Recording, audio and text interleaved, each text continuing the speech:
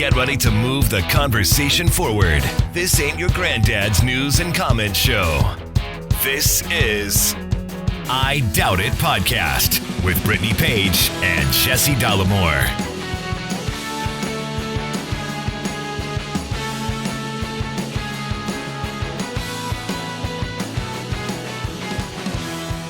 Welcome to the show, and thank you for joining us. Episode 900 of I Doubt It Podcast. I am your host, Jesse Dollemore, and today I'm joined by a very special guest who's also been here for 900 episodes. Brittany Page, everybody. 900 episodes. Can you believe it? Who would have thought? Not me. No, without a doubt, not me. You know, it is. We're going to talk a little bit about. I know it seems that we tend to talk about the show and it's the nexus of the show and how we started a lot, only because it's not lost on us how lucky we are to be doing what we do. That we started this podcast in March 11th will be 10 years ago that we started this show, and here we are, nearly 1,000 episodes deep. When at our kitchen table with ragtag equipment, like we went to Best Buy, and like before podcasting was a thing. I mean, before it was like mainstream. Before the joke was everybody has a podcast, we started a podcast, and a lot of podcasts. There's a thing in the biz that's that's called pod fade, and it usually happens like 7 episodes deep or no more than like 14 episodes. People lose the motivation. They lose the passion for it because they go into it thinking, this is what I assume, that it's going to be so much fun and you're going to build this audience really, really quickly. And then when that doesn't happen, you kind of like, why am I doing this if nobody's listening? We were lucky enough to find an audience almost immediately, and so that never really happened. But a lot of people who want to start a podcast don't realize just how much work goes into it, whether that be the pre-production stuff like planning and getting all these clips, or just the manner with which you present it, as I fumble and stumble like I've not been doing this for 10 years. And we feel very lucky. We're very thankful to the audience, to all of our patrons and everyone who listens. It's kind of magical. Yeah, I think it's funny to reflect on, too, in the beginning when you start doing a podcast, the only people listening to that podcast are your friends. Maybe your friends. And your family. And then once you get to where we are, none of the people that we're close to listen to the show. Oh, yeah, that's true. No one gives a single F. This will be on YouTube. People aren't happy with that, with the cursing. So no one cares once you've been doing it for so long. Your friends just don't care. It becomes like, oh, yeah, you're still doing that thing? Cool. How's that going? But in the beginning, right. I should actually say I do have friends that still listen to the show that are listening to me say this right now, and they're like, "Wow, she's forgetting that we're friends." No, I am remembering you. I'm remembering you, but for the most part, yeah. I'm saying for the most part, it goes from seriously only people you know are like curious about this thing that you're starting, and then it becomes, I'm not going to keep listening to that. I've never thought about that, but that is absolutely true. Yeah. Like, for instance, Brett number 2, who was a big part of the show, even as like a mentioned character on the show, my best friend of over 30 years, he and Lisa don't listen to the show anymore, which is fine. There's no butthurtness over it. It's just something I've never thought about, that flip that happens. Yeah. So we're definitely grateful. It seems strange to be at 900 episodes, although it's kind of perfect timing with the 2024 election just getting underway. And given where we started in 2024 or 2014 to where we are now with the 2024 election, it's going to be intense. We feel lucky to be able to talk about the news, talk about what's going on, and to talk about it with the audience and to invite you guys in. One thing that we want to talk about is the Patreon end of year gift, because we just had that. We're still sending it out, honestly. We have additional... Okay, here's what I'm going to say. What's happening? If you don't want to know what the Patreon end of year gift is, skip ahead like 5 minutes because we're going to spend like 5 minutes talking about it. Okay. Wait. No, give them time. Give them time. They have time. Some people have to reach for the pause button. Well, you better figure it out. Okay. So. All right. Too late. Yeah, so it was a sticker pack, and it was 4 stickers. Although if you were a new, here's 2 of them. If you were a new Patreon supporter and you were owed your welcome sticker, as we call it, then you also had like a logo sticker in your envelope. But the end of your gift was 4 stickers that were designed by artists that we know or found. And they represent themes of the show. We try to represent some themes from the show, either from that year or just globally. And the first one that we did was the National Abortion Federation. We had Melissa from the National Abortion Federation on to talk about the hotline that they run there for helping people get abortions and fund travel to abortions. It's Melissa Fowler. I think she's the chief program officer for the National Abortion Federation. Right. And so they run that national hotline, which is such an important resource given the current climate that we have in this country, where if you, again, need help accessing abortion, you can call that number and they will help you obtain care. They will help you fund that care, whether it's funding travel or actually funding the procedure. So, and you guys actually helped raise money for that as well. $15,000 we were the conduit for, and amazing. Right. So we wanted to give a sticker so you guys can put that on your laptop, on your phone, out in public, whatever you want to do with it. In the bathroom of a bar. That has happened. So we also did a Saint Sweepy sticker, which is, I think, the favorite so far out of the feedback that we've received. That has been the favorite. We have a bulldog, an almost 2-year-old bulldog at this point, named Sweepy in honor of our former bulldog who passed away, Popeye. And so if you know the cartoon lore, then you know that Sweepy is Popeye's son in the cartoons. Now, Sweepy is a girl, but, you know, we're keeping with the Popeye theme. The offspring. Yeah. Yes. And so we did a Saint Sweepy sticker, and it's based on like those candles that you see with like the saints on them in the dollar store. Or we were in New Orleans, and I saw a Saint Lizzo one. Yes. It's like a la that. Yeah, or there's been like Saint Pedro Pascal ones. There's Saint Bourdain. Yeah, exactly. Tony Bourdain. And so we're like, we're going to turn Sweepy into that. We're going to honor Sweepy with that. And so that's been a crowd favorite. We also did an I Doubt It sticker of just the logo, but turned it into like a 70s theme. Because of Britney's love and devotion and fandom of disco and 70s music, we thought it apropos of what we talk about on the show. Right. And Groovin' on Democracy is what it says. And then the fourth one is Dollemocracy. That's right. With the boxing gloves, which is kind of a play on the segment bumper for Dollemocracy, where it says we're fighting pessimistic politics with realistic optimism, and that's the other one. Yeah. So really, they really do. It encapsulates a lot what went on in the show this year, what just the show is about, and it's nice to give back to the audience, to remind them that we are eternally grateful for their contributions. And that without you out there, we wouldn't have made it 10 years and we wouldn't be doing the show today. So thank you very, very much. Yes. And with that, we are going to thank our Patreon supporters. So our new Patreon supporters, thank you to Jum, Edwin G, Rob T, Chris T, Mark M, Glenny FS, Bob, Jeff A, Douglas E, Patrick W, Josephine P, and then we want to give a special shout out to Elizabeth R, thank you very much for increasing the pledge on Patreon. Amazing. So, like I said, we still have these, the people who didn't want it spoiled for them may be back, so I have to think about that. We still have Patreon end of year gifts. So if you would like to receive one, you can become a Patreon supporter, and I'm just going to keep sending them until we run out. So, well, let's Let's do it in stages.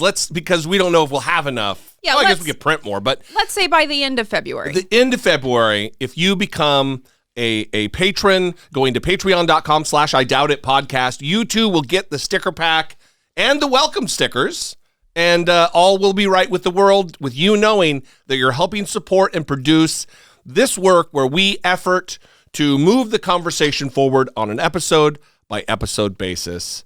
And we would very much appreciate it. Yeah.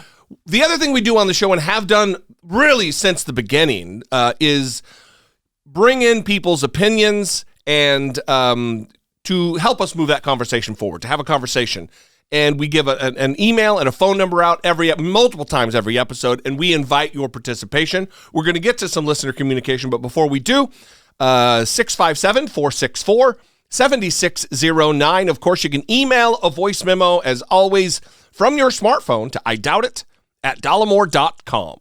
First, I want to say we got an email, and we read an email on the last episode on 899 from Ann G. At the time, there was no name in the body of the email, and when that happens, we treat that as anonymous because people recognize, given the volume of death threats that we receive and the vitriol that we receive, there are many people who are like, I don't want any part of that. Yeah. And we totally understand. So you want to keep it anonymous, and the way that you do that is either by not saying your name during a voicemail or by not putting your name into the body of an email. However, this email was so profound, and so many people benefited from hearing me read it as it was written. And it's also tremendously well written. Yeah, and so we said, to this person, if you want your name attached to that, let us know. And G wrote in and said, I don't mind having my name attached to it. So shout out to Ann G for writing that email, sharing that information on the previous episode. It was very moving. We received a ton of messages from people that really appreciated you writing that message. So thank you so much for doing that. Now we are going to start with kind of a fun one. This is for Jesse D. Mr. Dollemore just wanted to drop a line. I love the show. Also, whoever your stylist is, give them a raise. Your suits are on point. Hope you, Brittany, and the show continue to do incredibly well.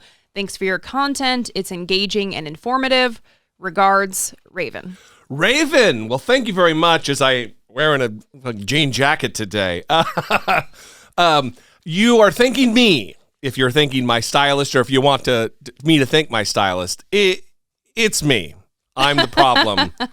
It is me. Yeah, we don't. It's kind of a la that comment you got on. I think it was a YouTube comment that was like, "Oh, this rich lady with her makeup team and whatever they said." I don't remember what they said, but they kind of went Job Bluth on me, where they were like, "This woman in her $500 power suit." That's right. It's like a blazer that was on sale from J. Crew. I have yoga pants on the bottom, but you can't see that. And there's no makeup team. I wish. I desperately wish. They were like, your hair is never out of place. I'm like, oh, thank you. I put a lot of effort into that, and I'm happy it's being recognized. Yeah, again, there is no team. The only team is I'll come downstairs from getting ready, and Brittany will be like, oh, no, you've got a booger on your face or in your nose, or like, that's my team. It's like, hey, no, this is a disaster waiting to happen. So Yeah. Well, good job. It looks like you have a team. Yeah, that's great. What matters. So thank you to Raven. Absolutely, thank you. Yes. This next one is from Glenn. Hi, Jesse and Brittany. Thanks for all the work you do. Actually, let's pause. 900 episodes, still not prepared. So this is in response to what we talked about on 2 previous episodes in Ohio related to Governor Mike DeWine. And in those previous episodes, we talked about legislation that was put forward, House Bill 6-8, that would keep minors from receiving gender-affirming care. It was going to restrict access to minors' mental health care. It was going to prohibit transgender women from playing girls' and women's K through 12 in college sports. And Mike DeWine came out and announced that he was going to veto the bill. And he did it in a real now we know, very disingenuous, because this is all about the children of Ohio, and I'm not going to allow the children of Ohio, blah, blah, blah, blah, blah, blah. And then he betrayed those very children. And then so we played his initial speech. Then a week later, he came out and said that he actually was going to support and implement some restrictions, although they were less than what the original bill was. Anyway, fast forward to now, the Republicans in the State House voted to override Governor Mike DeWine's veto of the bill. So if it goes forward, then the law is going to go into effect 90 days after that. So this email is in response to that entire fiasco. Hi, Jesse and Brittany. Thanks for all the work you do on raising awareness and standing up for a principle in the face of everything. My comment is on your Mike DeWine veto segment. I watched on your YouTube channel. To coin a phrase, I doubt it. As an Ohio resident, the governor's veto and his seemingly heartfelt speech was a huge surprise.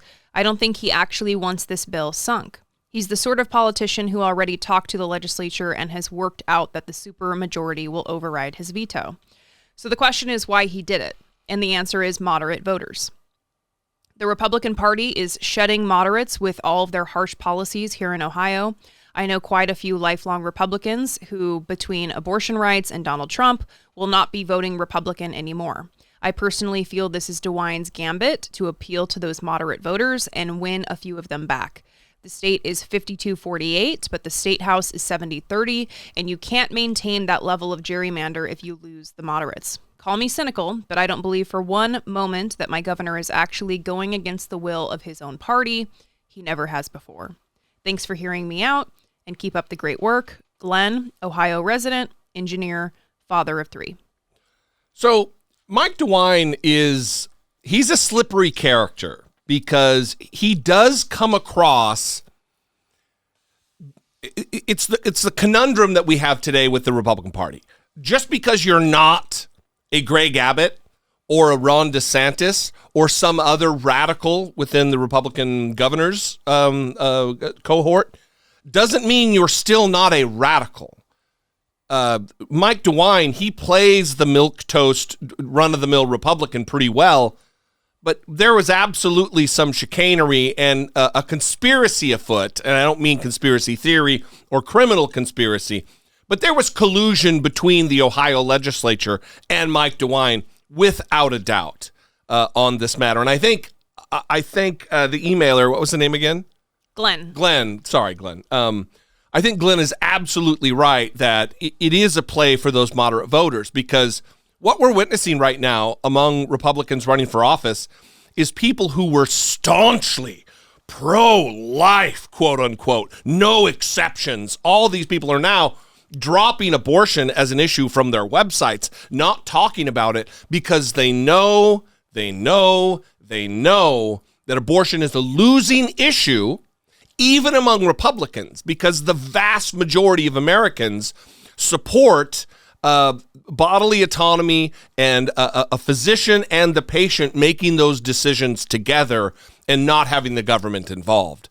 So I think there's something to be said for what Glenn is getting at here. Yeah, and one thing we talk a lot about on the show is not losing hope. And so I think people see the situation. They see that the state house voted to override Mike DeWine's veto of the bill. They know that Senate Republicans are likely to follow suit next week.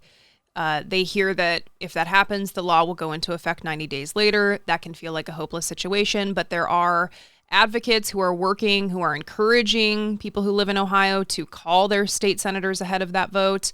And it's unfortunate because Governor Mike DeWine came out and he made a statement after the override of his veto, and he said that he thinks for a lot of Republicans in the state, it's about the issue of trans people playing in women's sports. Ugh. And again, no matter how many times you tell these people that it's like one person that you're talking about in the entire state, or two people that you're talking about in the entire state, they don't care. Yeah. Not only that, you have to be on like hormones for a certain amount of time. It's not like this is how Republicans would make you think, is that all you have to do is just declare yourself a female and then you're automatically running in women's races.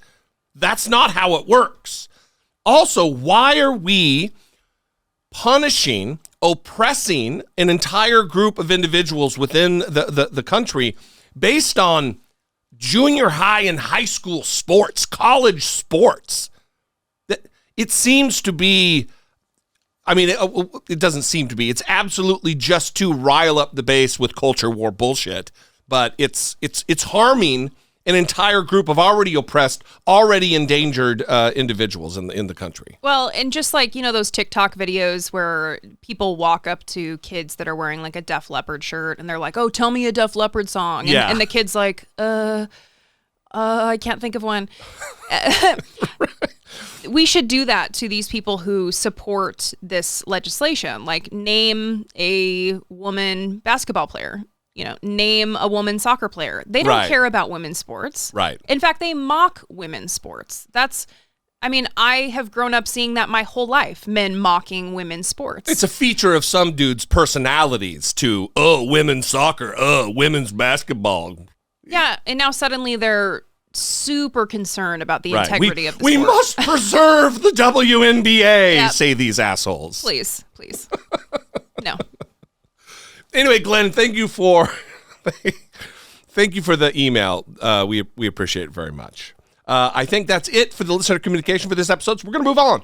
If you too would like to get your voice on the record, get a question, make a comment, whatever, 657-464-7609. Of course, you can always email a voice memo from your smartphone, as always, to idoubtit@dollemore.com. Moving on.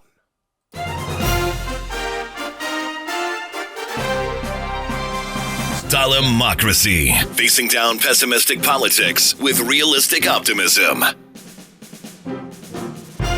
So we are going to do some follow-up from our previous episode where we talked about a resolution that Senator Bernie Sanders was putting forward in order to force a probe into whether Israel has violated human rights in the war on Gaza. And apparently watching TV and seeing what the facts of what we're witnessing isn't enough. We need a probe. But good for Bernie, for sure. Yeah, because it would have been important. Spoiler alert, the Senate rejected it. It would have been important for conditioning aid. That would have been the primary thing, which is difficult to do typically. And you've all seen it in the headlines. They're just checks being written out and tossed to Israel. And it doesn't matter what they're doing, what they might be doing. The fact that they tell us to fuck straight off when we ask questions, we're going to do what we're going to do with your money. Right. And so this was a way to get that aid to be conditional upon Israel meeting certain requirements, like not committing human rights violations. But before the vote, and like I already said, the Senate rejected this effort. But before the vote, Bernie Sanders came out and he made it clear what rejecting this meant, what message that would send. Now, a vote against this resolution, which I have a hard time really understanding, it says, quote, I don't want more information. I'm going to vote against this resolution. I don't want a report from the State Department. I don't want to know how U.S. military aid in Israel is being used. I don't want to know what responsibility the United States may have for this humanitarian disaster. I want to keep my head in the sand. I don't want to see what's going on. And frankly, Mr. President, no matter what your view on this terrible war may be, agree with me, you don't agree with me, we cannot bury our eyes in the sand. Now listen, a lot of people will talk about how there's so much nuance in this issue, and that is true. But a lot of people use that phrase and that train of thought to give cover to Israel for the very clear human rights violations and war crimes that are being committed using American dollars. So there's no nuance in that. The nuance comes in that, yes, Israel absolutely as a nation has a right to defend itself, without a doubt. But does that right to defense, to self-defense, include in it the systematic killing of innocent women and children and non-combatants? The answer is no. You don't get to turn off the water and food supply and starve an entire population of millions of people. That violates the Geneva Convention. It violates international norms and laws. It is disgusting. It is a human rights abuse. You don't get to, and especially in my way of looking at it, using billions of American dollars to say to a population, hey, listen, as a part of our effort to rid the world of Hamas, we're going to be bombing in this area. So move south. And then when that population moves south, you bomb them along the way, killing thousands upon thousands upon thousands upon thousands of children who had nothing to do with the installment of Hamas as leadership in governance in Palestine, which happened in 2006. When the majority of the population of Gaza is under the age of 18 or right around that age. Israel is without a doubt committing war crimes, and whether you that's not the definition of genocide. What's the number that we would need to reach of dead Palestinians to start calling it a genocide? Because it's over 24,000 at this point in over 3 months, and 85% of the population has now been displaced. And just this week, Netanyahu came out and said that he opposes a Palestinian state in any post-war scenario. Yeah. So, I mean, he's making it clear, I think, what his goals are, what he intends here. And also, very quickly, let's be clear about who Benjamin Netanyahu is. He's a Trump character. He's a Trump-like figure. He's not a moderate. He's not a normal leader. He's under criminal investigation for wrongdoing. He's just like a Trump. So for us to just get behind whatever Bibi Netanyahu says is the way it is a fool's errand on the part of the United States and our foreign relations wonks. What are we doing? We're jumping behind a Trump character. It's like if something went down in Brazil and we jumped behind Bolsonaro. Come on. And only 9 Democrats joined with Bernie Sanders. Yeah. Disgraceful. And 1 Republican, Rand Paul. So, yeah, it's very disturbing. And we get a lot of messages related to Gaza, people accusing us of not talking about it enough, people disagreeing with our stances. Again, we've talked about just the climate of when you try to talk about something like this. I've been called pro-Hamas, which is absolutely ridiculous. But I think it's important to keep talking about it. We are going to keep talking about it. Maybe not enough for certain people's tastes. But again, can't please everybody. And after 900 episodes, that is a lesson that we have learned very well. We have very well onboarded that message. There's another story we talked about in previous episodes that I think we should talk about because there's been a development. And it is the case of a Mississippi man who was hit by an off-duty police officer. Correct me any of these parts that I'm getting wrong, Brittany. And then died subsequently. And then his body was just buried in a prisoner burial ground with no markings. And a case was brought against this Mississippi Police Department. Well, now there's a development, and it is the thing of nightmares. Yeah, there's actually hundreds of burials behind this jail. There's hundreds of people that have been buried behind this jail. It's not just Dexter Wade, but Dexter Wade's mother, Betterston Wade, came forward, and because she came forward and said, I reported my son missing, they hit him with a car. The police hit him with a car, buried him behind this jail, never contacted me, even though we now know that after his body was exhumed, there was a wallet that was found on him. Buried with his identification. Come on. His ID and his home address. Ugh. And so Betterston Wade is continuing to push forward. And because she is, we are now learning of the hundreds of bodies that have been buried behind this jail. And I haven't seen this enough in online media. I have not seen this story covered enough because what is going on here? But thankfully, PBS NewsHour interviewed Betterston Wade as well as her attorney, Ben Crump, about what is happening behind this jail.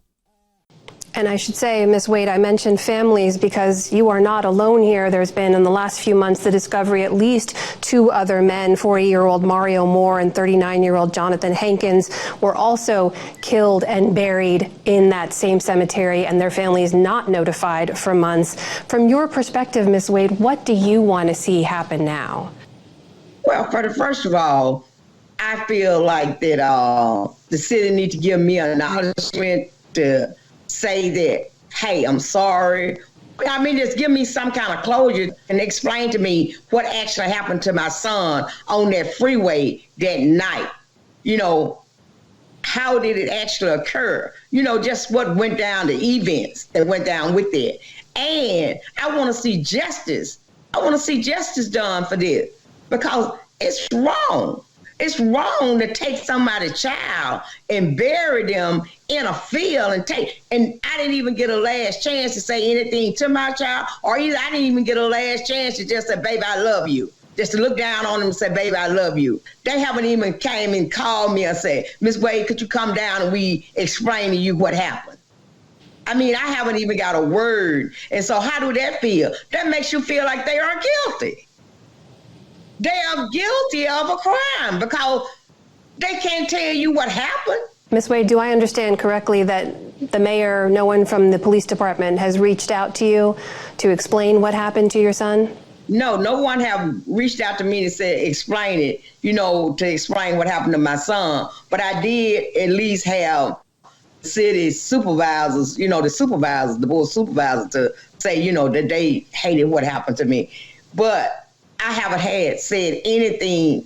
Nobody from JPD, Jackson Police Department, have came to me and acknowledged me. Mr. Crump, the story gets even more disturbing with this discovery of 215 bodies in that cemetery. What do we know about those bodies? We know based on the records from the coroner's office that since 2016, in the last 8 years, we can identify 215 individuals that were buried behind that jail, and their families have not been notified. Furthermore, Mr. Wade was number 672. That means there are 671 other people buried behind that jail, marked with only a number. That is remarkable. Yeah. And really, the clip starts with, imagine this woman reported her son missing, learned that the police had killed him and buried him in a grave marked only with a number. And they still, for months, after all of this has been exposed, they haven't called her. They haven't attempted to explain what happened, even if it would probably be lies. They haven't reached out to this woman to attempt to right a wrong or even just extend just human compassion for what has happened here. Imagine that. And also, these are cops. These are upholders of the law to serve and protect. That's who these people are, who are just indiscriminately burying hundreds of people in unmarked graves behind a jail. And not notifying their families. It really does raise the question. The feds better get involved here. Who are these people? What were the circumstances behind their deaths? And I don't think it takes any kind of a psychic or prognosticator to say that I'll tell you right now, we're going to find out. We're going to get to the bottom of it. We're going to find out. But the vast majority, if not every single one of these people, I bet is black. And that this Jackson Police Department and whatever other municipal government organizations are doing some terrible things and then covering up for those terrible things that they do. Yeah. Absolutely remarkable that in 2024, looking back at the history, and we could just look at the history of Mississippi related to the lynching of thousands and thousands of black men and families in this country, in Mississippi, this is just a continuation of that. This is just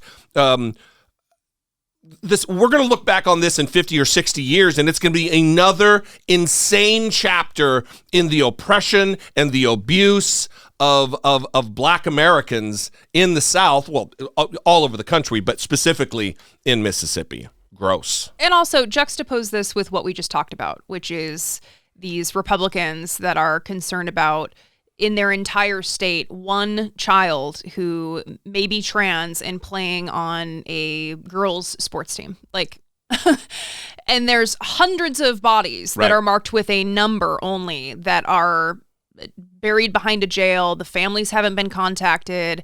They hit this man and killed him with their car and buried him with his ID and his home address when his mom had reported him missing and didn't contact her. Because they said that they were unable to. They couldn't track her down. They didn't know how to do it. Well, here's what I think you're missing, though, Brittany. Hundreds. What about Thin Blue Line and Back the Blue and they're heroes? No, Brittany, you're wrong. Cops are heroes. They never do anything wrong. We have to give them the benefit of the doubt because of how difficult their job is. Well, here's what's difficult is figuring out which police stories to cover on the show and which not to cover, because during any given week there are so many stories about police misconduct that it's like, which one do we cover? Which one do we go to? Which one do we talk about? This could be just a podcast about the sexual crimes of cops. I mean, it's so much. And again, this week we learned there was body cam footage that was released. Body footy camera. What was I about to say? Something good. Body cam footage that was released showing that the cops raided a home. And I mean, when I say raided the home, I mean they did the whole thing. They threw the flashbangs through the window. They kicked in the doors. They definitely went in this house like they were certain it was the right house. But it turns out it was not the right house. Police search warrant, come to the door! It only took about 10 seconds between Elyria police announcing their arrival. Okay.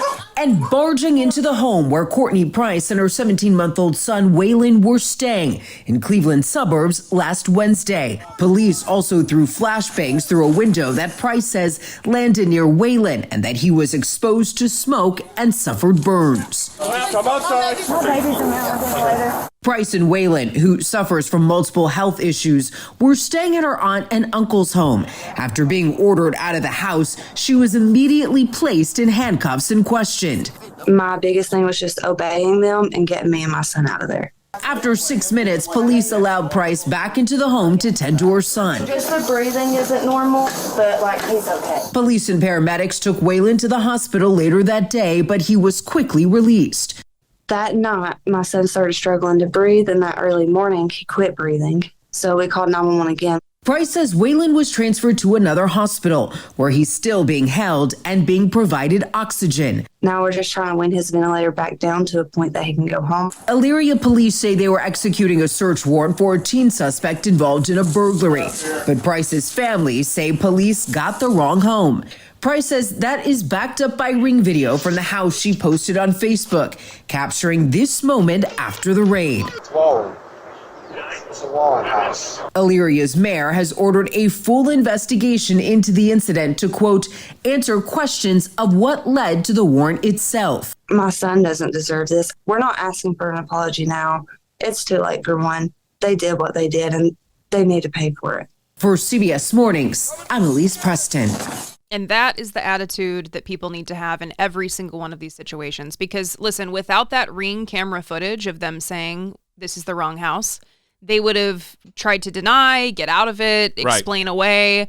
But no, they knew that it was the wrong house. And thankfully, she had a Ring camera. I know there's a lot of controversy over Ring cameras and their existence. But thankfully, she has actual footage of them saying this is the wrong house. Wait, but Brittany, you're not remembering Thin Blue Line, Back the Blue, That's Heroes. Right. That's right. Serve and Protect. Right. What about that? Right. You know what's remarkable is the thing, the line in there, it was something about my biggest thing was to just obey them. Mm-hmm. And in America, that's what you have to do, or you will be punished and maybe killed. Right. Because our cops, have carte blanche to act like they want to act, to do what they want to do, up to and including killing innocent people. Yeah. We need a reform of police. We need a reform of police hiring. We need to gut police culture and this strange ability to just go through life believing you will exist consequence-free for all of the most terrible things, up to and including burying hundreds of people in unmarked graves or raiding the wrong house, handcuffing the homeowner or the resident there, and nearly sending her kid into the, or not nearly, sending them to the emergency room, their innocent handicapped baby. And this actually raises an important point because, you know, all these swattings are happening where people are calling the police and saying that something serious is happening at an address and then sending police to that house. It's happening to a lot of political figures, Republicans included, but mostly people that are anti-Trump. Like both of the judges involved with Trump's cases right now were swatted. And I saw an interview recently with, I believe, Scott McFarland, and he was interviewing one of the Republicans that was swatted. And in it, the Republican said that it was an assassination attempt to send the police to his house under false pretenses. And what's that say about what the cops are doing? What does that say about police? And in it, he's like, luckily we have police who are willing to do the job. It's like, you were worried they were going to bust in your house and kill you because a fake call was made. That's not something that should be happening. We should be able to know, okay, the police are going to show up and they're going to be competent and they're going to be able to figure out that something serious didn't happen in this house and that the call was fake. That's what the expectation should be, right? Yeah, no, his expectation, whoever that politician was, I assume man for some reason. He was. His expectation is they're going to come in guns blazing and then ask questions later. Yeah. Shoot and then ask questions, not assess the situation, go in calmly and competently. No, that's not what even that person's expectation would be. Yeah. Yes. Ugh. Yeah.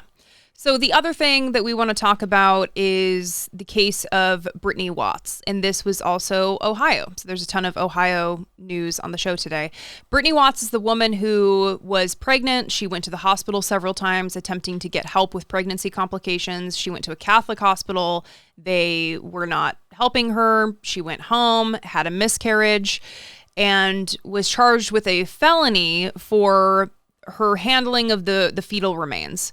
And that is because the remains got stuck and she plunged the toilet, and the nurse at the hospital reported her for this. And so the Trumbull County prosecutor brought charges against her, a felony charge. And even though he didn't need to, the expert said that he did not need to bring that charge.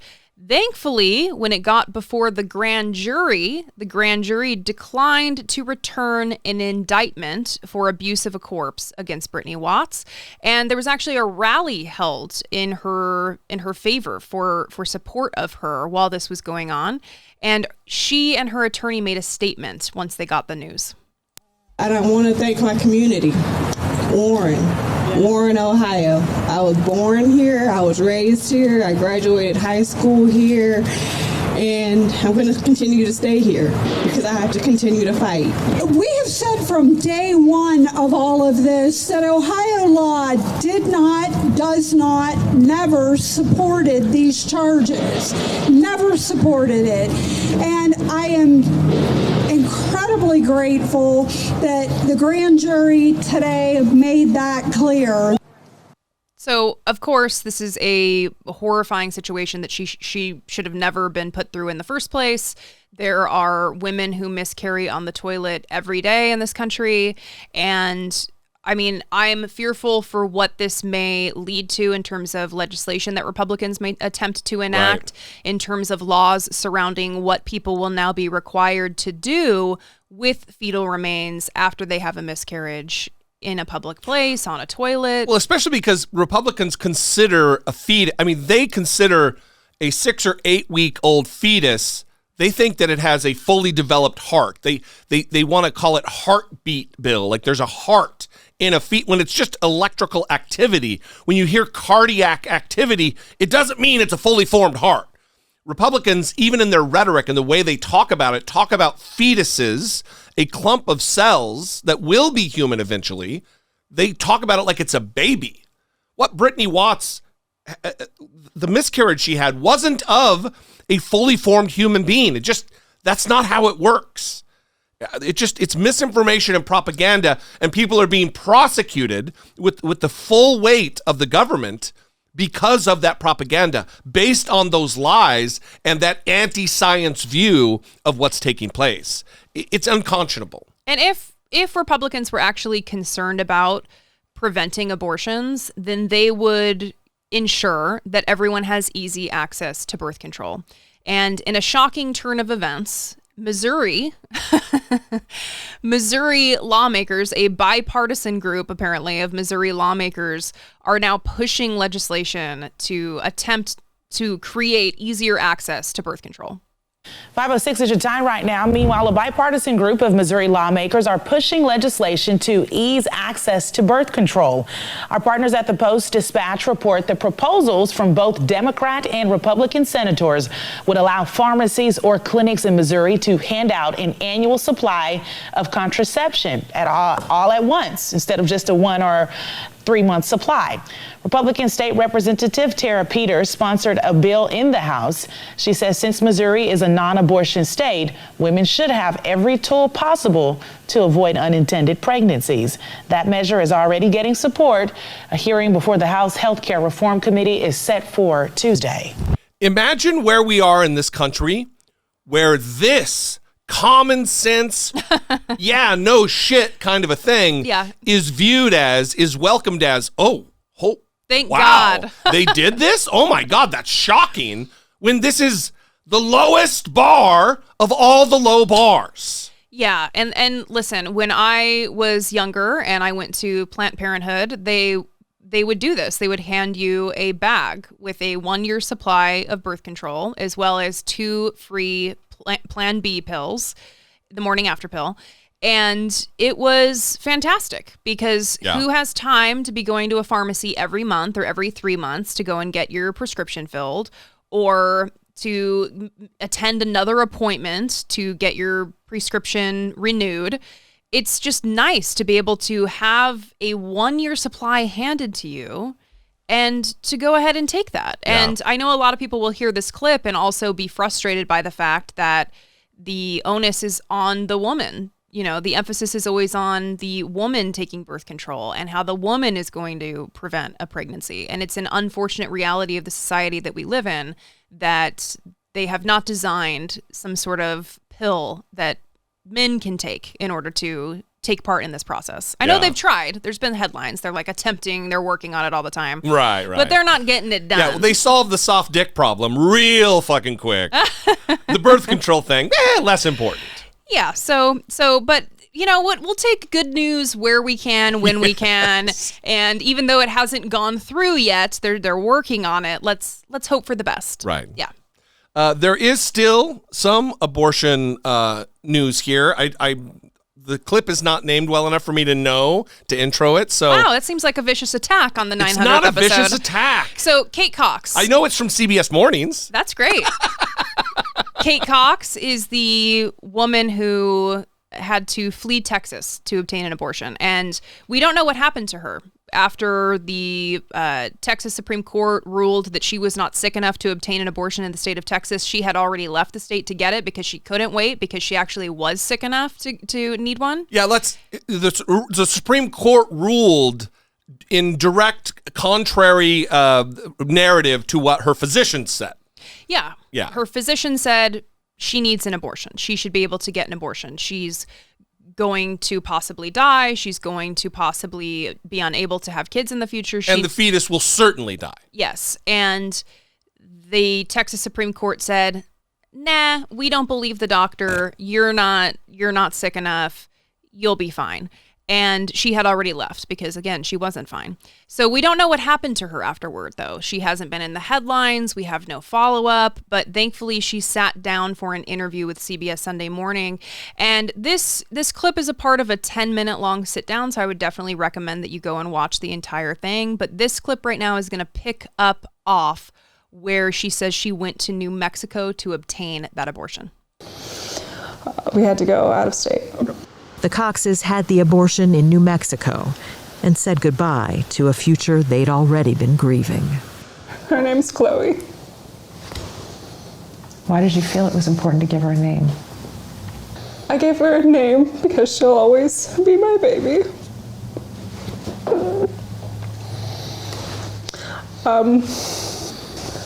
Her middle name is my grandfather's name, so that she knew who to look for in heaven. So she knew who to look for in heaven. On December 11th, while the Coxes were away, the Texas Supreme Court overturned the lower court's ruling. And what did the Texas Supreme Court say? Essentially, Kate wasn't sick enough.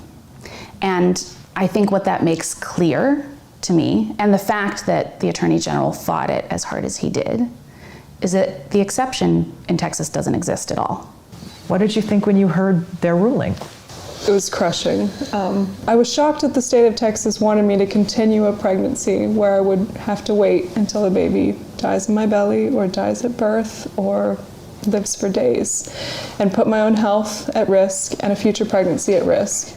We reached out to the Texas Attorney General and received no response. My best wishes to you for restored health and peace in the new year. The Coxes received hundreds of letters of support, but Kate stayed away from social media, where people on both sides weighed in, including former Pennsylvania Senator Rick Santorum. In the middle of this debate, Rick Santorum put out a picture of his daughter, who has trisomy 18 and is a teenager. Did you think there was any chance that your baby could have survived? You can't simply say, my child has trisomy 18, so yours would have ended up like this. I think that's a little ridiculous. Every case is different, and ours was extremely, extremely bleak. It was as severe as it gets, basically. The Coxes say the holidays with their family gave them some time to get back to normal, and they'll soon try to have another baby. Molly DeWine has another abortion case in front of the Texas Supreme Court, and she says she's hopeful. Ultimately, Kate Cox didn't prevail. She lost. But did she make a difference? She absolutely made a difference. She got the health care that she needed. She got an abortion. But in terms of big picture, she brought people along on this journey with her. And she helped people understand the true human toll that abortion bans take on families. If you could do it all over again, would you do this again? Would you go through with the lawsuit again? Yeah. I would. I've gotten to hear a lot of stories, for other women. And I have a daughter. I hope the law will be different one day. So if I had to do it over, I would. Yeah. Imagine being Rick Santorum and having the audacity to tweet about your child who has the same disorder that the fetus had in Kate Cox's case, and to say that your child is a teenager and that somehow means that Kate Cox should have a baby that all of her doctors are telling her is not going to survive. And if it does, it's going to live a very painful and short life of torture, and that it could possibly kill her as well and prevent her from having additional kids. When you can hear in her voice, you can see in her face that she wants nothing more than to have another baby. Yeah. This was a wanted pregnancy. Well, Rick Santorum, one, is just a shameless Trump ass-kissing ghoul. He wrote a book with his wife called Letters to Gabriel back in the early 2000s or something. And it's chronicling the letters they wrote to their baby that ended up, I don't know if they wrote them knowing that the baby was going to die, but what it ended up was they brought a baby to term, the baby was delivered, and then suffered and died in their arms after birth. And they knew this was going to be the outcome, and they refused the mercy of an abortion and instead allowed the baby to be tortured and die, suffocating with a slow, painful death in their arms after birth. That's who Rick Santorum is. He is absolutely just a fucking ghoul. Yeah, and it's like, you know what? Make your choice, okay, right. Rick Santorum? But that's the beauty of the pro-choice movement, little Ricky Santorum. And the beauty of freedom, right? Right. And a lack of government intervention, government telling you what to do with your life. If that's how you want to live, Rick, then have at it, all right? Kate Cox should be able to make a different choice. Thankfully, New Mexico was there for her since Texas was not. Yeah. And Texas was like, no, you should be on the verge of death and possibly just die before we actually do anything to help you. Wait, Brittany, but I think what you're not taking into account Here we go again. is that Kate Cox, what she wanted to do violates Rick Santorum's particular interpretation of the Bible. Right. So, I mean, what are we supposed to do when what you want to do as a free American goes up against what Rick Santorum thinks the Bible says? Well, I think he should give me his personal phone number so that I can reach out to him anytime I need to make any kind of decision in my life, just to see what he wants me to do. Like, I'll call him, like, hey, Rick, I wish I had a phone. Rick, listen, I'm at the local suit store. Oh, yes. And there's a sport coat here I really like, but it's made of silk and wool. It's a blending of fabrics. And I know in Leviticus it says that that's an abomination. It's a big no-no. Can I do it? That's him talking. Oh, I can. So the Bible says it, but that's okay? Okay, Rick. Okay. Wait. Oh, one more thing. Yeah, I'm not at the suit store anymore, Rick Santorum. Now You're I'm at the seafood counter. I'm at the shrimp store. They only sell shrimp, Brittany. It's just a shrimp store. And I had a hankering for a shrimp scampi. I was going to say shrimp cocktail. Shrimp scampi. Yeah. He already knew what the question was. He didn't need figured the it question. out. He figured it out. Can I eat the shrimp? Oh. I can eat the shrimp, but what about Leviticus? And it's an abomination. Nah. Okay. Shrimp is so tasty, I think he said. Rick says it's okay. Yeah. Shrimp's pretty good, so. I love organic bits, Brittany Page. You need your red phone. You're missing your red phone. I should get another one so I don't have to carry it in here. Hey, I'm glad to end on somewhat of a smiley note on what is a horrific chapter, another horrific chapter in the history of America relative to oppressing groups that are historically just oppressed and stepped on the necks of. We'd love to know what you think. Let's end it there. 657-464-7609. Of course, you can email a voice memo from your smartphone to idoubt@dollemore.com. Let's talk about Nikki Haley. Oh, no. So she did so well in Iowa, so it's important to talk about her. Yeah. It's so hilarious to me watching these Republicans like Ron DeSantis. You got Rick on the brain. Rick on the brain. Ron DeSantis acting like, I'm still in it. There's still a pathway to victory. They're just delusional. But Nikki Haley got into it because a voter asked her about slavery in this country. I think we talked about it on the show, certainly on YouTube. We did. Yep. And now the question has kind of morphed, and it's just generally about the racism in America, to which last week she said that America, the United States of America, with all the baggage we have, has not that it's not a racist country, that it has never been a racist country. And this question has trailed her. It's followed her for the better part of a week. And she is just not good. Even now, when Jake Tapper asks her, and he's one of the last to do so about it, she still hasn't formulated a convincing answer to the question.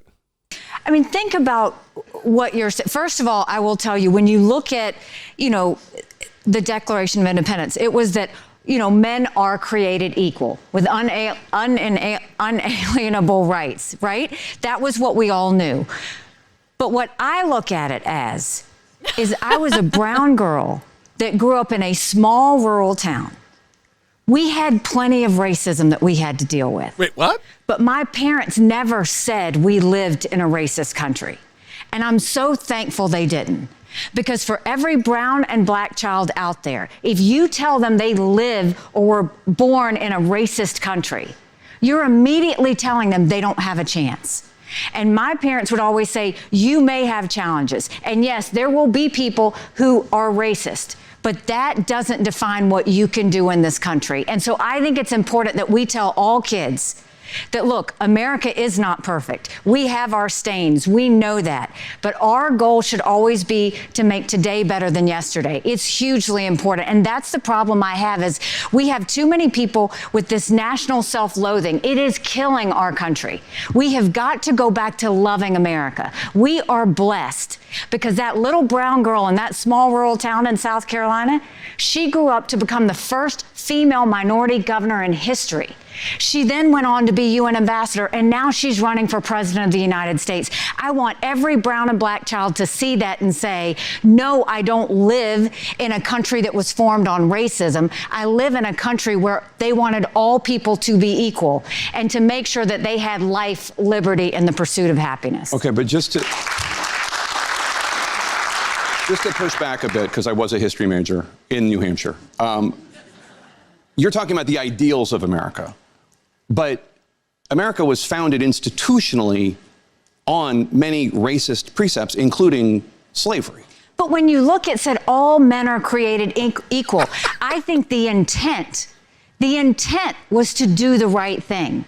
Now, did they have to go fix it along the way? Yes, but I don't think the intent was ever that we were going to be a racist country. The intent was everybody was going to be created equally. And as we went through time, they fixed the things that were not all men are created equal. They made sure women became equal too. All of these things happened over time. But I refuse to believe that the premise of when they formed our country was based on the fact that it was a racist country to start with. I refuse to believe that. I have to know in my heart and in everybody's heart that we live in the best country in the world, and we are a work in progress, and we've got a long way to go to fix all of our little kinks. But I truly believe our founding fathers had the best of intentions when they started, and we fixed it along the way, and we should always look at it that way. There's so many things here that are I've a written problem. so many notes. From the intent, her constant focus on how their intent was good, like that matters. So let me just go back to the beginning when she answers this question. And she said that my parents told me that this country wasn't racist. This is the weirdest thing about politicians when they're running for office, is they always hearken back to their childhood and they talk about like what their parents taught them, as though everything their parents taught them was correct. Like, my parents told me the Holocaust didn't happen, right? And that Adolf Hitler was a person to admire. Should I continue believing that and respecting that because my parents told me that? No. Like, it's okay that your parents told you something, and then what happens is you like wrestle with what your parents taught you and you try to figure out what your parents were right and wrong about, because, and this might come as a surprise to some people, your parents are not right about everything. They're just people. Also, she's advocating for we just lie to the kids. Yeah, like, okay. I mean, ultimately, that's not even what she's shying away from. It's like, well, what are the little kids going to think if you tell them the truth about America? Right, and that's the point, really. They should be told the truth. They should know that this is not the greatest country on earth. They should know what the blemishes are. They should know those things, because grappling with the truth is how you make those improvements. Yes. And if you act like, you know, the case in Mississippi with the hundreds of bodies that are buried in unmarked graves where the families haven't been notified, that we just talked about. I mean, all of these continued instances of the legacy of racism in this country, you can't honestly grapple with those things if you're not being honest. And even Donald Trump is calling her Nimrata, which is her name, I guess. She uses the name Nikki, but he's calling her Nimrata to be racist and draw attention to the fact that that's her name. She's not white. She's not, yeah. And so I wonder why Donald Trump's doing that. I wonder why he's being racist. I wonder why he continues to dominate all of these Republicans and be the number one choice when he's actively, openly racist.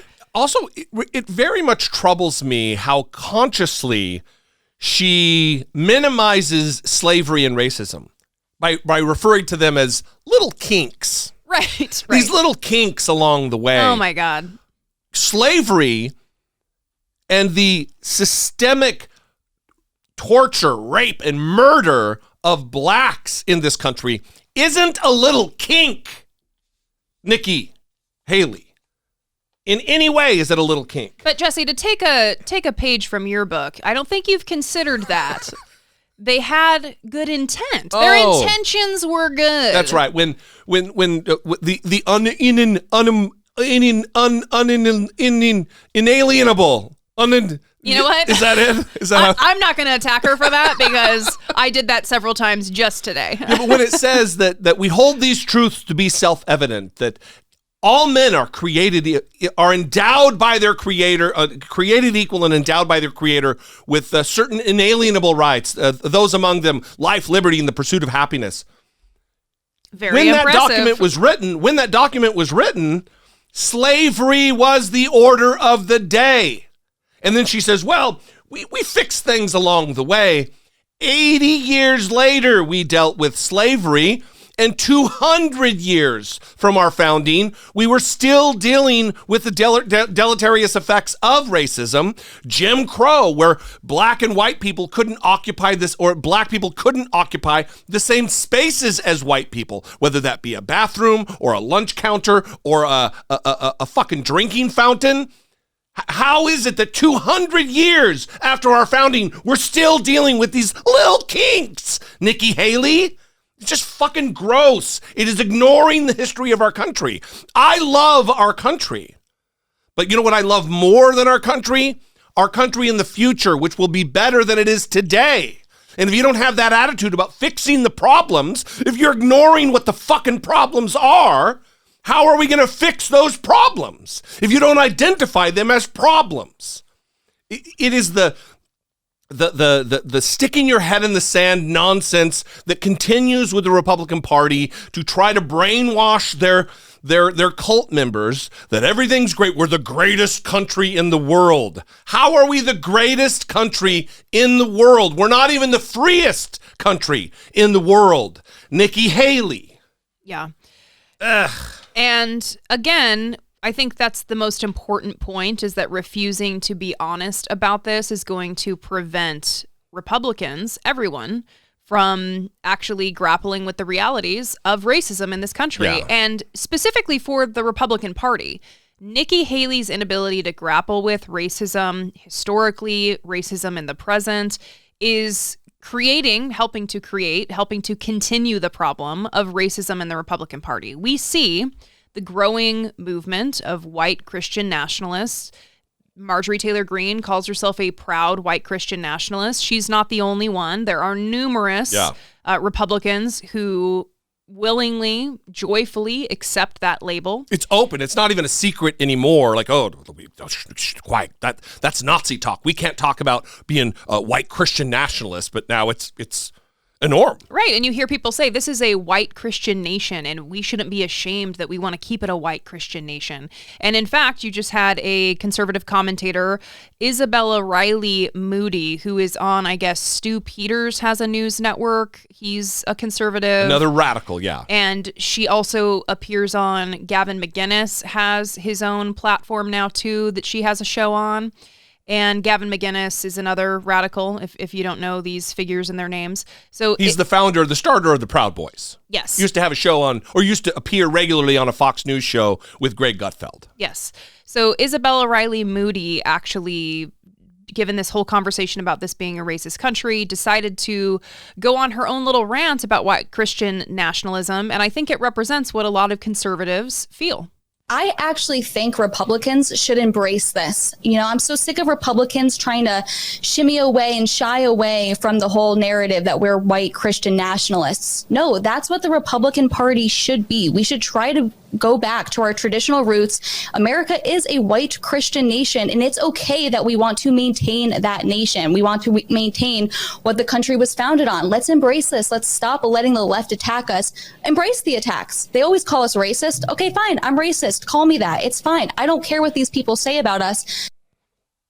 That is not an out of the mainstream opinion for the Republican Party now at all, in any way. And we should give a shout out to Right Wing Watch. Yes. Because that video came from Right Wing Watch as well. They do, seriously, just as an aside, Right Wing Watch does amazing work at these clips, the reason we're able to find some of these clips and know about some of these people and track their behavior and their rhetoric is because of groups who have to hire people who have the absolutely nightmarish and thankless job of watching all of this content all the time. Otherwise, the only audience members would be the people who are being indoctrinated, and the rest of us in the right thinking world, the correct thinking world, would be unaware of the dangers that are presented by these people. So definitely a shout out to Right Wing Watch. Absolutely. We'd love to know what you think. 657-464-7609. Of course, you can email a voice memo from your smartphone to I Doubt It podcast, and we are not going to leave you there. We have a taking care of biz that is in line with some of this stuff, but it's still going to be a palate cleanser because somebody gets owned.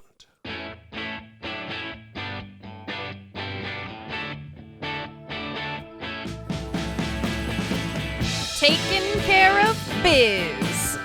Natasha Alford, who is a commentator on CNN, was recently on a panel where they were discussing all of these Nikki Haley racist country comments. And, you know, CNN has been accused of not being balanced in their panels. But, you know, shockingly, there's Scott Jennings on this panel, who's on CNN a lot. And he is a conservative. I don't know if he's supporting Trump again, although I think he probably is.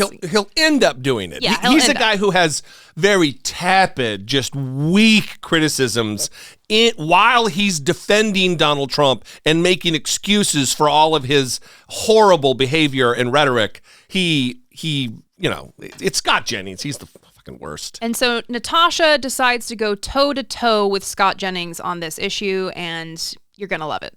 Country and to improve us every day, which she never actually says. DeSantis says it, and I'm surprised at that because that's part of our proud history as Republicans, the fight against slavery.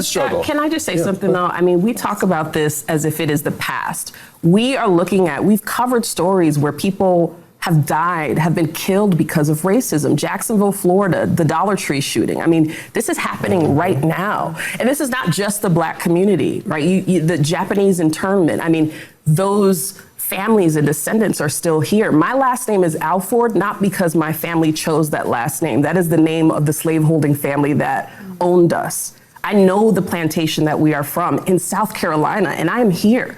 My father desegregated a school. He remembers those things. So why do we have to talk about it as if it is past? This is right now. The pain is real. The survivors of racism, we are here, right? And so if you don't have a message around that talks about the future, that talks about the present, you cannot lead this country. Well, Republicans do have a message around it. And it's to ignore it. It's to say that we are colorblind, which does not solve the problem. But it is to say that we are undoubtedly a better and stronger nation on this front today than we were 10, 20, 40, 50, 150, 180 years ago. We are undoubtedly better as an American people than we ever have been, and that will be true again tomorrow. But why is it? It's not because we ignored it. It's because people called out what was uncomfortable and they challenged the status quo and they said we need to live up to what the American dream actually is. Those were the people who were demonized. We just celebrated Martin Luther King. Martin Luther King was killed. He was killed. He was not considered a favorite or a darling of America because he stood up against racism, against poverty. And actually the greatest threat was that he was uniting poor white people, right, with poor people of color. That was the greatest threat to America, was that he was willing to bring us together. So again, we have to move past talking about this as if it is history, as if it's not happening right now. And when the Republican Party does this colorblind thing, you're gaslighting people. And they're going to react to that, and they're going to show it at the polls. Does Scott Jennings not listen as he's speaking? He's saying, well, we've made progress. We're better today than we were yesterday or 10 or 20 or 30 or 40 or 50 years or 250 years ago. We're better today. We've made progress. What progress on what front? Scott Jennings, is it progress on the racism front? Ooh. Is that the I mean, Rick Santorum. I mean, come on. Listen to what you're saying. The narrative that you're spinning, because that's what he does. He's a political spinster. It doesn't even make sense when he says it.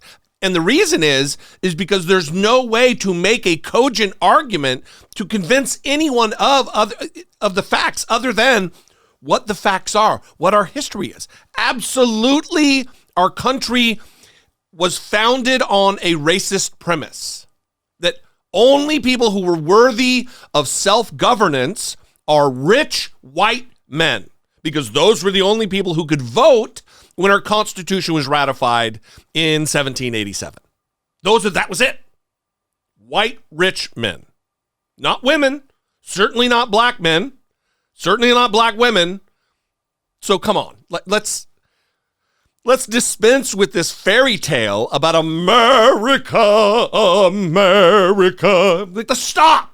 Just fucking stop. Let's deal with reality on reality's terms and all work together to make America what we all wish it would be and hope it would be and what Republicans say that it is. And instead of spending time in his, as Norm Macdonald would say, cotton candy house, Scott Jennings should go and deal with the Elizabella Riley Moody's of his party if he's actually concerned about wanting to continue the progress that he's able to recognize. Absolutely.